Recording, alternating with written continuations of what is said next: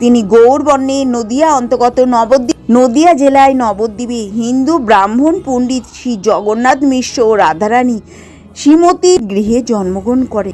শ্রী চৈতন্য মহাপ্রভু বিশ্বম্বর মৃত্যু ছিল চৈতন্য দেবের আসল নাম। 18ই ফেব্রুয়ারি 1476, 14ই জুন বাংলার প্রতিষ্ঠিত ভারতীয় হিন্দু শাসক গৌড়ীয় বৈষ্ণব ধর্মের প্রতিষ্ঠাতা ছিলেন। শ্রী চৈতন্যকে গৌরচাঁদ বলা হয় কারণ তার গায়ের রং গৌর বা সোনালী ছিল। গৌরাঙ্গের সাজসজ্জার বিবরণ: গৌরাঙ্গ সাধারণত সাদা বা হলুদ রঙের পোশাক পরতেন, তার মাথায় চন্দনের তিলক থাকত, তিনি গলায় তুলসীর মালা পরতেন। শ্রীহরি হলেন শ্রী চৈতন্য মহাপ্রভু। নবদ্বীপে চৈতন্য দেবীর প্রথম স্ত্রী লক্ষ্মীপ্রিয়া দেবী। ভগবান চৈতন্য মহাপ্রভুর বিনোদনের ব্যাস ছিলেন বৃন্দাবন দাস। কৃষ্ণ দাস কবিরাজ চৈতন্য দেবীর জীবন সম্পর্কে একটি গ্রন্থ রচনা করেছিলেন এবং